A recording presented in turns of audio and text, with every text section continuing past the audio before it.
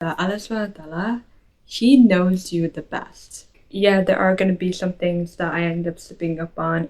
It's a good thing that you feel guilty for doing those things because it shows that you care. Hey guys, welcome to a new episode of Your Comfort Sisters Diary. Welcome to the Ramadan series. Yay! It is the beginning of Ramadan. So I thought, why not do a Ramadan series? Why not do a podcast episode every single week? So inshallah, you will be seeing or you'll be listening to a podcast episode every single week. So I'll be there with you guys throughout the whole of Ramadan. I think pretty much when you begin Ramadan or before Ramadan, people paint this picture of you being the perfect Muslim as soon as you begin Ramadan. And, it's not that in reality. Like, you cannot totally flip into a perfect Muslim.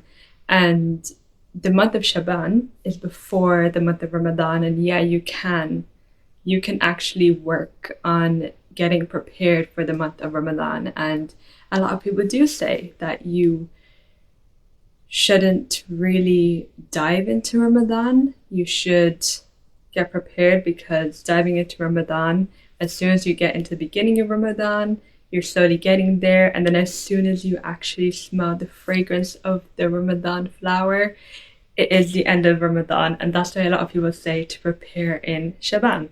But I know that it is very difficult to be able to prepare the month before, because you still have to work on yourself and being able to really become the ideal Muslim that you want to be. And I think pretty much with me is like, there are things in my life that I love doing. For example, watching K-dramas. I do not want to watch K-dramas during the month of Ramadan just because it has music in there. And I feel like K-dramas aren't that bad in terms of what they show, because majority of the interactions between the male and female is pretty much, I would say, like, is a good boundary between those two genders. And, compared to like American, it is definitely more respectful. I definitely see the similarities in how respectful Korean culture is, because they're super respectful of each other and the boundaries that they have between each other, and getting into, the love between them is very much something that is, I feel like they take steps really into the love scenario. And I feel like it's pretty much something that would happen between Muslims when they get married. So that's why I really like K-dramas, because they pretty much focus on the story rather than the whole love element, compared to like American dramas. I'm sorry. So, even though I love K-dramas so much, and I remember when I gave it up last Ramadan, because I started watching K-dramas at the beginning of 2025, so I wasn't watching K-dramas before that. When I gave it up for Ramadan, I found it really difficult. Because I usually watch K-dramas whenever I eat. So when I was eating, I was trying to watch like YouTube videos and stuff, and just it was not helping. When you do something that you told yourself that you weren't gonna do, don't feel guilty, right? Because Ramadan is there for you to work on yourself, to work on becoming a better Muslim. You are not gonna transform into a completely new person. And if you keep on thinking that you're gonna transform into a completely new person, it's gonna prevent you from actually becoming a better person, because you are constantly like pressuring yourself into doing things that you are not used to. And you pretty much need to remember that Allah subhanahu wa ta'ala, He knows you the best, right? He knows your strengths. He knows your weaknesses or your flaws or things that you need to work on. He knows everything. And when you take a step towards him, he will literally run towards you.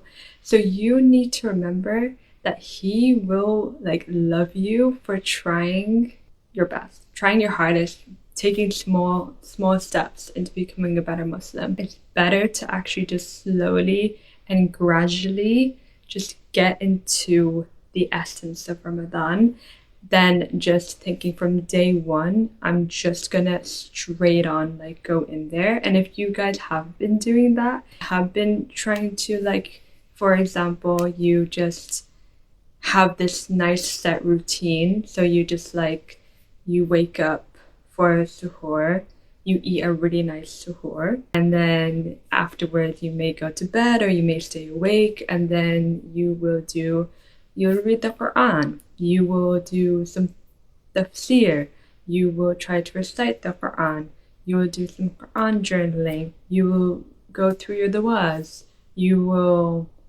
pray salah in a very lengthy way, and then afterwards you'll do dhikr, you will prepare like meals, and then after that you will eat your meal, and then you'll go to Taraweeh, and then after Taraweeh you will stay awake and then you'll pray.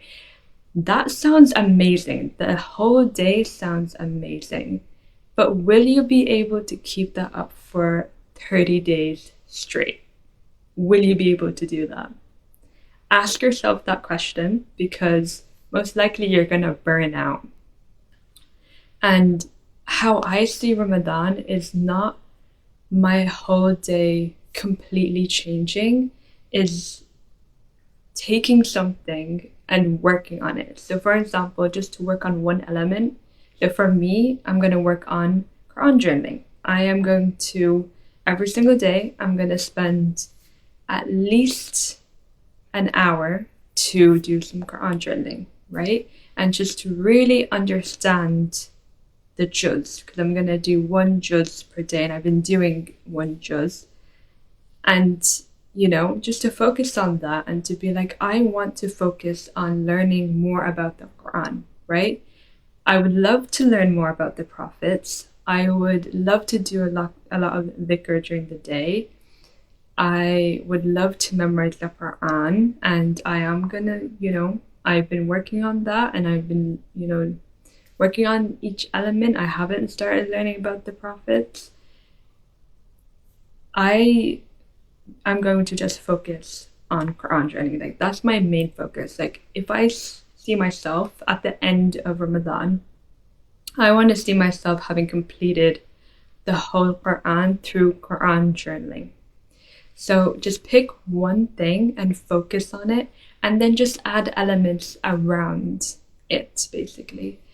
And that will pretty much help you a lot with just being like, yeah, there are going to be some things that I end up slipping up on. I think the most difficult thing I would say on slipping up on is annoying somebody or talking about somebody. I feel like everyone, like in private or in public, they do talk about somebody. And even like, I'm not even saying like backbiting and like, you're saying bad things about the person, but if sometimes a colleague at work may just do something that just annoys you, and you may say it to another person, you're just complaining to the other person, then you're just like, oh, like why, like we're we don't really have any work right now to do, like we're just waiting around. Those are things that shouldn't be said during Ramadan, but you can't help it. You can't help say these things. You can't help complaining or feeling frustrated or annoyed. So you are going to feel all of those things during Ramadan. So don't feel guilty for saying all those things or feeling all those things. And the guilt, when you feel guilty, that is a good thing. It's a good thing that you feel guilty for doing those things, because it shows that you care. You care about the meaning of Ramadan, the importance of being more kind and being more compassionate and understanding of situations. You care, right? You really do care. And that's why you're listening to this episode right now, because you do care about making the most of Ramadan. And it's just pretty much just accepting that it's okay. It's okay if I slip up. It's okay if I don't do everything on my checklist during the day. Don't think of it as you've got so much to do in 30 days. How I think of it is that I'm going to take something from Ramadan and then I'm going to take it out of Ramadan and add it to my life. And I've been doing that. I've been taking stuff from previous Ramadans and then I've been adding it to my life. So yeah, that's pretty much just like some advice for next week, is just to focus on one thing and then just to add some things around it and just to really just make the most of the calmness of Ramadan and the beauty of the atmosphere, whether you are with your family or whether you're alone. Every Ramadan is so different, and really taking it in and just adding something that is different and making it that bit more special. So yeah, this is the end of my episode, and I hope that you do have a wonderful second week of Ramadan, inshallah, and I will see you next week, so at the end of week 2 of Ramadan.